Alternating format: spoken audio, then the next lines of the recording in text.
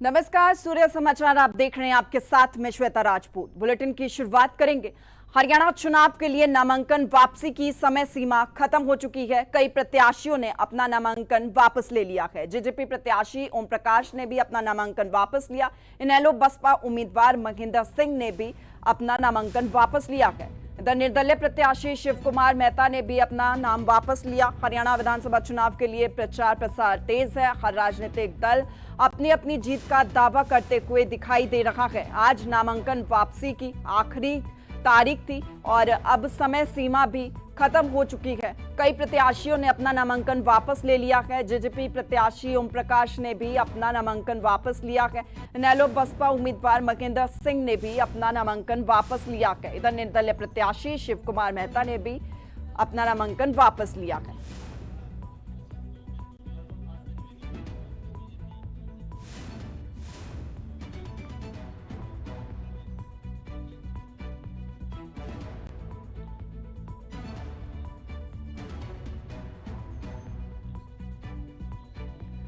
तो आज नामांकन का आखिरी दिन, समय सीमा भी खत्म हो चुकी है। कई प्रत्याशियों ने अपना नामांकन वापस ले लिया है। इसी पर हम चर्चा कर लेते हैं। बीजेपी के प्रवक्ता पंकज बेनीवाल हमारे साथ जुड़ चुके हैं। ललित अरोड़ा प्रवक्ता कांग्रेस हमारे साथ जुड़ चुके हैं। आप दोनों का बहुत स्वागत है सूर्य समाचार पर। Thank you. पंकज बेनीवाल जी, मेरा सवाल आपसे है, क्योंकि सिरसा से रोहतास जांगड़ा ने अपना नामांकन वापस ले लिया है। गोपाल कांडा को समर्थन देने का फैसला लिया गया है। क्या सिरसा को लेकर बीजेपी कहीं ना कहीं बैकफुट पर आ गई है? डर किस बात का? नमस्कार श्वेता जी, सभी साथियों नमस्कार, सभी दर्शकों में। देखिए, भारतीय जनता पार्टी बिल्कुल भी डरी हुई नहीं है, ना ही बैकफुट पे। भारतीय जनता पार्टी वो है जो फ्रंट फुट पे आके खेलती है। अपने कैंडिडेट्स के सबसे पहले नाम घोषित करने वाली सूची जिसने दी वो भारतीय जनता पार्टी थी। हम कांग्रेस की पार्टी की तरह नहीं कि आज नामांकन भरा जा रहा है, 11 बजे तक लिस्ट जारी कर रहे हैं। ये भारतीय जनता पार्टी है। अपने बिल्कुल जो हमने काम किए बीते 10 वर्षों में, उन कामों के आधार पर जनता के बीच जा रहे हैं। बिल्कुल बैकफुट पे नहीं है। भारतीय जनता पार्टी लगातार जनता के आशीर्वाद से तीसरी बार कमल खिलाने जा रही है। हरियाणा की देखिए, दिग्विजय चौटाला का भी बयान आया है कि सिरसा की 5 ऐसी सीटें हैं जिस पर बीजेपी हार रही है। क्या कहेंगे इस पर? देखिए, हम ये कह रहे हैं कि जेजेपी की जमानत जब्त होगी। मैं ये कह रहा हूँ आम आदमी पार्टी की जमानत जब्त होगी। हम ये कह रहे हैं कि इनेलो एक सीट नहीं निकाल पाएगी। भारतीय जनता पार्टी क्या कर रही है वो ज्यादा इंपॉर्टेंट होता है। हम जो कह रहे हैं कि हमारे कैंडिडेट जीतेंगे वो तथ्य ज्यादा इंपॉर्टेंट है। हमने 10 साल काम किया है, वो तथ्य ज्यादा इंपॉर्टेंट है। दुष्यंत चौटाला क्या कह रहे हैं ये बातें मायने नहीं रखती भारतीय जनता पार्टी के लिए, ना भारतीय जनता पार्टी कार्यकर्ता के लिए, ना ही आम जनता के लिए। वो मीडिया में बने रहने के लिए जननायक जनता पार्टी के जो दुष्यंत चौटाला है वो कुछ भी बयान ऐसे दे सकते हैं, क्योंकि उनको मीडिया में कोई आपने नाम ले दिया उनका। सिर्फ वो लोग आज यही चाह रहे हैं, उनकी लड़ाई ही ये है कि कोई उनका नाम लेने वाला हो, किसी भी तरीके से बयान उल्टे हो सुलटे हो, उससे कोई फर्क नहीं पड़ता। लेकिन भारतीय जनता पार्टी की जहां तक बात है, गोपाल कांडा ने मुलाकात की थी अभय चौटाला से। अभय चौटाला और गोपाल कांडा के बीच में जब ये मुलाकात हुई है, उसके बाद कहीं ना कहीं पार्टी को कोई डर तो सताया है, तभी नामांकन रोहतास जांगड़ा का वापस लिया गया है। नहीं, पार्टी को कोई भी डर नहीं सता रहा किसी भी चीज से। हाँ, भारतीय जनता पार्टी किसको सपोर्ट करती है किस सीट पर, वो भारतीय जनता पार्टी का अपना आंतरिक मामला है। पार्टी ने जरूर सोचा होगा कि वहां पर उन्हें हम सपोर्ट करें, तो वो एक चीज अलग है। इस तरीके से हम लोग वापस नामांकन लिया है, लेकिन डरे हुए हैं या बैकफुट पे हैं, इन शब्दों के प्रयोग से भारतीय जनता पार्टी। ललित अरोड़ा जी भी हमारे साथ जुड़े हुए हैं, कांग्रेस के प्रवक्ता। ललित जी, देखिए, हरियाणा की जो राजनीति है वो भिवानी से शुरू होती है, लेकिन भिवानी में ही कांग्रेस ने अपने उम्मीदवार की घोषणा नहीं की। भिवानी में सीपीआईएम को हमने दिया है टिकट। अपना एक सीट हमने सीपीआईएम के लिए छोड़ा है। आपको ये भी नहीं पता? ये तो मेरे को पता है, गठबंधन है, एक सीट पर सीपीआईएम को आपने समर्थन दिया है, लेकिन कांग्रेस की हम बात कर रहे हैं ना। कांग्रेस ने अपने उम्मीदवार की घोषणा नहीं की है। हरियाणा की राजनीति की अगर हम बात करते हैं तो भिवानी से ही राजनीति शुरू होती है हरियाणा की, लेकिन कांग्रेस ने उसी सीट पर अपने उम्मीदवार की घोषणा नहीं की।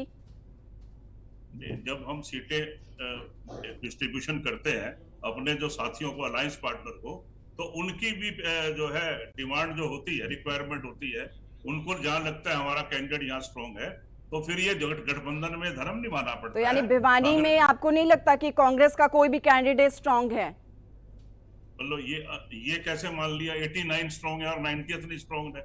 एक सीट तो कोई भी देनी पड़ेगी। अब हमें हर एक उस सीट पे पहुंचते कि भाई वो स्ट्रॉन्ग बिल्कुल, नहीं यही है, हम ऐसा जानना नहीं। चाहते हैं कि भिवानी की सीट क्यों, क्योंकि भिवानी देखिए बहुत हॉट सीटों में भी शुमार है और ऐसे में कांग्रेस ने भिवानी सीट को ही छोड़ दिया। देखिए, गठबंधन के बीच में सीपीआईएम को एक सीट देने का वादा हुआ था। उन्होंने ये कहा कि हमें भिवानी सीट दे दीजिए, तो हमें वो गठबंधन धर्म निभाते हुए वो सीट देनी पड़ी। इसमें कमजोर या ताकतवर का प्रश्न नहीं है। वो चुनाव नतीजे में पता लग जाएगा कौन कमजोर है। कहीं पछतावा तो नहीं होने वाला आपको? लोकसभा चुनावों में जैसे आपने कुरुक्षेत्र सीट दी थी आम आदमी पार्टी को, इस बार आपने भिवानी सीट, इतनी बड़ी बड़ी सीटें आप दे देते हैं। ये तो आपका मत है ना कि बड़ी सीट हमने दे दी है। हमने एक सीट दी है। दूसरी चीज, आप ये जान लीजिए कि 60 से कम सीटें हमारी पार्टी को नहीं आने वाली है।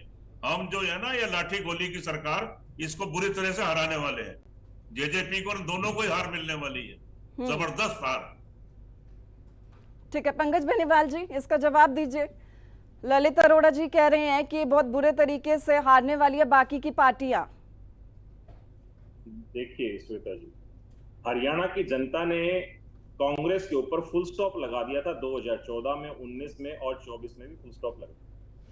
हरियाणा की जनता ने इनका 10 साल का जो कार्यकाल था भूपेंद्र सिंह हुड्डा के साथ, वो बिल्कुल देखा है कि किस तरीके से गोहाना कांड हुआ पहले, फिर मिर्चपुर कांड हुआ, कैसे दलितों की बस्तियों को जला दिया गया, कैसे 272 घरों को, लोगों को कैसे जला दिया गया था पूरी बस्ती को, और वो विस्थापित उनको वापस से घर देने का काम हिसार में ही डंडूर गांव के अंदर भारतीय जनता पार्टी के कार्यकाल में 2018 में हुआ। तो हरियाणा की जनता ने देखा है किस तरीके से किसानों को 2-2 रुपए के, 5-5 रुपए के चेक ये लोग दिया करते थे, और भारतीय जनता पार्टी आज 15,000 रुपए प्रति एकड़ के हिसाब से मुआवजा देती है। तो भारतीय जनता पार्टी का और कांग्रेस का कहीं भी कंपैरिजन नहीं। आज हरियाणा की भारतीय जनता पार्टी की सरकार हरियाणा के किसानों को 24 फसलों पर एमएसपी देने की बात करती है। ठीक है ललित अरोड़ा जी, पंकज जी बोल रहे हैं कि कांग्रेस के साथ कोई भी बराबरी नहीं है, बीजेपी के साथ, माफ कीजिएगा, कांग्रेस की कोई भी बराबरी नहीं है। देखिए, मैं एक बात कहना चाहता हूं कि ये जो सरकार चली 9.5 साल, इनका मुख्यमंत्री को बदला गया और इसमें अलायंस पार्टनर इस 4.5 साल में जेजेपी थी ना। इन्होंने कितने घोटाले किए मैं जरा बताता हूं, मुझे बोलने दीजिएगा, बीच में नहीं। ये नायब सैनी अभी एक सभा में बोले कि मैं एम्प्लॉइज की चूड़ी टाइट कर दूंगा। खट्टर ने तो लाठीचार्ज करवाए थे और बुलेट चलवाई थी। इन्होंने तो ये बोला, अगर कोई इस चीज को चूड़ी टाइट को मतलब समझता हो तो इतना वल्गर और इतना अश्लील मतलब है। और ये एक मुख्यमंत्री की जबान है जो कर्मचारियों को ये धमकी दे रहा है। इन्होंने किसको नहीं देखिए पीटा? कांग्रेस टक्कर में है या नहीं, इस पर मेरा सवाल था। आज नामांकन का आखिरी दिन, सभी प्रत्याशियों ने, देखिए लगभग बहुत से ऐसे प्रत्याशी जिन्होंने अपना नामांकन वापस ले लिया है, और ऐसे में अब चुनाव होने के हैं, सभी दल के अपने दावे के हैं, लेकिन किसके दावे पर कौन खरा उतरता है, किस पर जनता विश्वास करती है, ये बड़ी बात होगी। हम चर्चा कर रहे हैं, पंकज बेनीवाल प्रवक्ता बीजेपी और ललित अरोड़ा प्रवक्ता कांग्रेस हमारे साथ जुड़े हुए हैं। ललित अरोड़ा जी, देखिए बीजेपी कह रही है कि दलित समाज का बहुत ज्यादा नुकसान हुआ है कांग्रेस की सरकार में। प्रधानमंत्री आए थे अभी और यही बात वो भी कह के गए हैं, क्या कहेंगे? प्रधानमंत्री गैलरी की तरफ खेलते हैं। हमने SC/ST और OBC को 100 गज के प्लाट दिए थे, इन्होंने वो स्कीम ही बंद कर दी। इसका एक बात का जवाब इनसे ले लेना, पहले मुझे मेरी बात करने दो। बीजेपी ने 2014 में किसानों को MSP गारंटी की बात करी थी, कहाँ गई? स्वामीनाथन रिपोर्ट का रेट नहीं दिया, किसानों की आमदनी दुगनी नहीं हुई, कर्मचारियों को पंजाब के समान वेतनमान नहीं दिया, हर जिले में मेडिकल कॉलेज बनाना था, नहीं बना, बेरोजगारी में हरियाणा नंबर 1 है, हरियाणा देश का सबसे असुरक्षित राज्य है, टॉप 10 क्राइम स्टेट में इसका नाम आता है। 5,000 स्कूलों में बंद कर दिया, मर्ज कर दिया, शिक्षा विभाग में 50,000 पद खाली पड़े हैं, स्वास्थ्य विभाग में 20,000 पद खाली पड़े हैं, वो पक्के मकान की सुविधा खत्म कर दी। आपने जो ये लिस्ट बनाई है, क्या कांग्रेस की सरकार में इन सभी चीजों को पूरा किया गया था? मैडम, ये 10 साल का हिसाब मांगना है गवर्नेंस का। पब्लिक वोट देगी इनके गवर्नेंस मॉडल पे, भाजपा के, कि भाजपा ने अपने शासन को कैसे चलाया। आम आदमी, महिलाएं, गृहिणियां, कर्मचारी और युवा, इनके साथ क्या सलूक किया किसानों के साथ। ठीक है, पंकज बेनीवाल जी से इसका जवाब ले लेते हैं। पंकज बेनीवाल जी, आपने सवाल सुना होगा, इन्होंने एक लंबी चौड़ी लिस्ट बनाई हुई है, आप इस पर अपनी प्रतिक्रिया, अपना जवाब। बिल्कुल, मैं 2 मिनट में सारे जवाब इनको दे देता हूँ। सरकारी नौकरी दी भारतीय जनता पार्टी ने 10 साल के अंदर, मैं कंपैरिजन देता जाऊंगा, ललित जी लिखते जाए।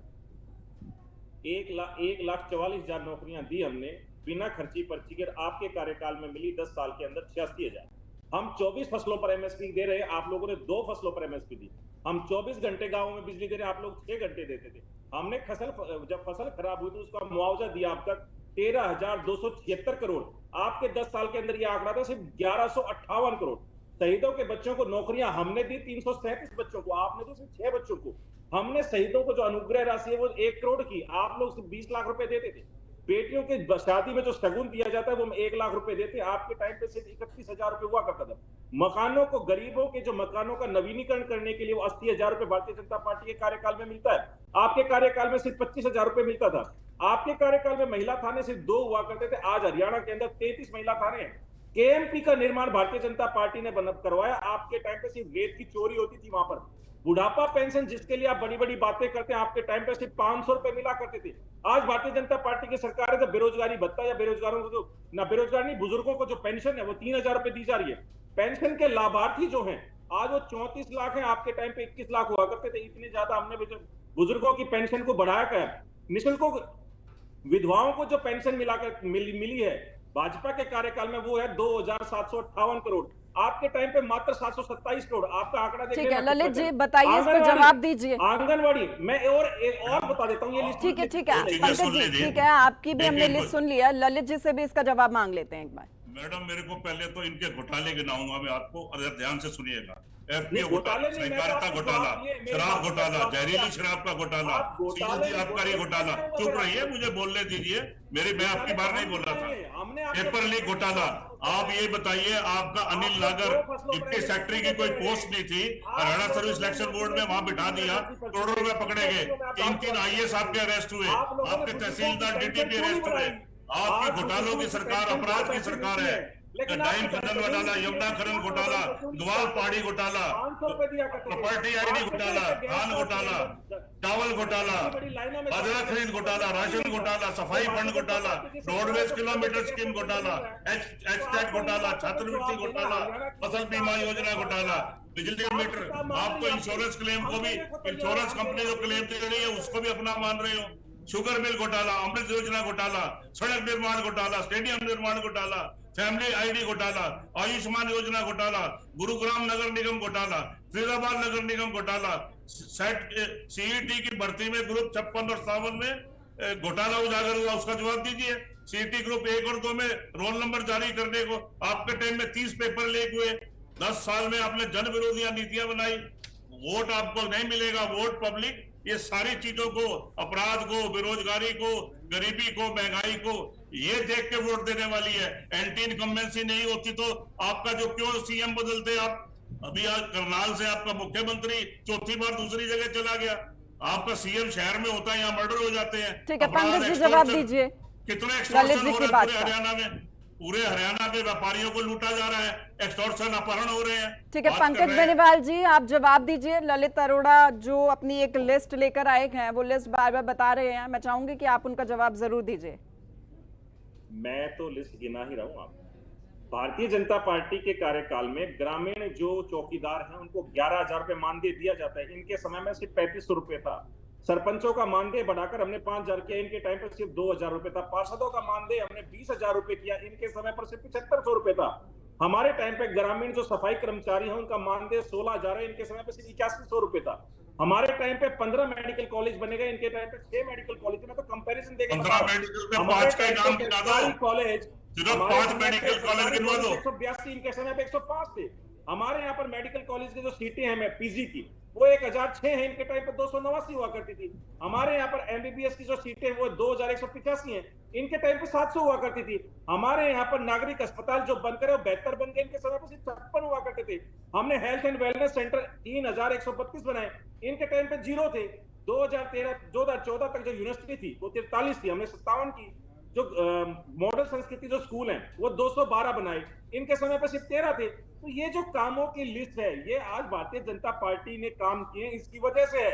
और जो एमएसपी की मैं बार बार पूछता हूं कि किसान हितैषी होने का जो ढोंग भूपेंद्र सिंह हुड्डा करते हैं, मैं कहता हूं कि आपके समय पर सिर्फ 10 साल तक 2 फसलों पर एमएसपी, हम 24 फसलों पर एमएसपी। प्लस 50% की बात करो, किसको दिया? 5 रुपए के चेक मिला करते थे, आज 15-15 हजार रुपए के चेक मिलते हैं। तो आपको आपकी कथनी और करनी का जवाब हरियाणा की फॉर्मूला जनता ने बताओ 2014 में ना, दिया, MSP का जो 19 है में दिया और 2024 में देगी। C2 प्लस 50% दिया किसी को, आपके समय क्या पर बात कर रहे हैं? आपके नहीं दे समय दिया, पर वो दे गैस दिया। के सिलेंडर के लिए चोरी हमारी डकैतियां हो रही है, सिलेंडर लंबी लाइनों में सिलेंडर लगी 1100 रुपए का बिक आज रहा है। घर बैठे गैस का सिलेंडर मिल रहा है। आज बुजुर्गों को पेंशन जो है घर बैठे मिल जा रही है। आपके समय पर बैंकों पे लंबी कतारें लगती थी, लंबी लाइनें लगती थी। क्या भूल गए आप वो समय? तो हरियाणा की जनता बिल्कुल नहीं चाहती कि हम वापस से उसी आपने लोगों को पोर्टल में उलझा दिया। हम 6000 रुपए पेंशन देने वाले हैं। हमारे को बैंकों की लाइन में लगा दें, हमारे को गैस सिलेंडर की लाइन में लगा दें। अब हरियाणा की जनता इनके झांसे में आने वाली नहीं है। आपने तो नोटबंदी में लोग बर्बाद दिए। ललित अरोड़ा जी, मेरा सवाल आपसे है। देखिए, जयप्रकाश आपके सांसद है, एक बयान उनका बहुत ज्यादा सुर्खियों में है, विवादित बयान, माफ कीजिएगा, विवादों में है वो बहुत ज्यादा अपने बयान को लेकर। एक तरफ महिलाओं को आगे बढ़ाने की बात कही जाती है, लेकिन आपके सांसद इस तरीके के बयान देते हैं, महिलाओं को तरजीह नहीं दी जाती है। किरण चौधरी ने भी आपकी पार्टी को अलविदा कह दिया, इधर सैलजा को लेकर भी बयान सामने आता है। आपकी ही पार्टी के नेता इस तरीके के उल्टे सीधे बयान देते हैं, क्या मानसिकता आपकी पार्टी के नेताओं की? देखिए, अगर कोई अनाधिकृत तरीके से बयान देता है तो उसका पार्टी से कोई संबंध नहीं है। कोई अपने निजी कैपेसिटी में कोई बयान देता है, वो बयान भी सुना होगा आपने। एक लेडी ने नौकरी के लिए कहा था खट्टर साहब को और बोला इसको चांद पे पहुंचा देंगे। देखिए, आप दूसरों के बयानों की यहाँ पर चर्चा ना करें ना। आप सांसद क्योंकि आपके हैं जयप्रकाश, मैंने सवाल आपसे कहा है, किया है। मैंने उसका बोल दिया कि निजी बयान है उनका और पार्टी उस बयान से सहमत नहीं आपकी है। पार्टी के सांसद हैं, निजी बयान कैसे हो सकता है? भाई, हमने तो कह दिया हमारे पार्टी से, उनको ये बयान अधिकृत नहीं है उनका। हम उस बयान को एक्सेप्ट ही नहीं करते। कोई भी गलत बयान, कोई भी कितना भी बड़ा नेता हो, अगर पार्टी यानी कि आप निंदा करते हैं ना इस बयान की, जयप्रकाश के बयान की? मैं उसको नापसंद करता हूं, इस बात को पूरी तरह से। महिलाओं को लेकर इस तरीके का बयान आएगा पार्टी के नेताओं का, तो आप निंदा करते हैं ना उसकी? हमारी पार्टी ने उससे कह दिया है कि अधिकृत बयान ही नहीं है ये, उससे हमारा कोई लिंक ही नहीं है, हमारा कोई हम उनका साथ ही नहीं दे रहे इस विषय पे। ठीक है, अगर वो निजी कैपेसिटी में कोई बयान दे रहे हैं तो आप उनसे पूछिए कि आपने क्यों दिया। ठीक है, वो भी अवेलेबल है फोन पे। ठीक है। पंकज बेनीवाल जी, पिछली बार भी 75 पार का नारा दिया गया था, इस बार कितने पार का नारा? और इस बार तो तस्वीर कुछ हरियाणा की बदली हुई दिखाई दे रही है। देखिए श्वेता जी, हरियाणा की जनता आतुर है और भारतीय जनता पार्टी के साथ मिलकर के फिर से तीसरी बार कमल खिलाने के लिए और नायब सिंह सैनी जी के नेतृत्व में, मोहनलाल बडोले जी के नेतृत्व में हरियाणा में तीसरी बार इतिहास के साथ अब की बार फिर से भारतीय जनता पार्टी की सरकार हरियाणा में बनने जा रही है। इसमें कोई दो राय नहीं, क्योंकि जैसे ही हमारे कैंडिडेट या हमारे उम्मीदवार हैं जो जनता के बिल्कुल प्रेमी हैं, जनता जिनको बहुत प्यार और आशीर्वाद दे रही है, वो जब जनता के बीच जा रहे हैं, अपने काम बता रहे हैं, तो हरियाणा की जनता उन्हें पूरा भरपूर आशीर्वाद दे रही है। तो हमें बिल्कुल भी निसंदेह कोई भी शक नहीं है कि भारतीय जनता पार्टी की सरकार में कोई समस्या है। भारतीय जनता पार्टी की सरकार बिल्कुल बनने जा रही है और पूरे मैंडेट के साथ बनेगी, इसमें कोई इफ और बट नहीं है। ठीक है, जहां तक इनकी कांग्रेस की सरकार की बात है, पंकज बेनीवाल जी आपका भी बहुत शुक्रिया, ललित अरोड़ा जी आपका भी बहुत शुक्रिया, आप दोनों हमारे साथ जुड़े और अपनी अपनी बात आपने दर्शकों तक पहुंचाई। फिलहाल बहुत शुक्रिया हमारे साथ जुड़ने के लिए। फिलहाल मेरे साथ बुलेटिन में इतना ही, आप बने रहिए हमारे साथ। नमस्कार।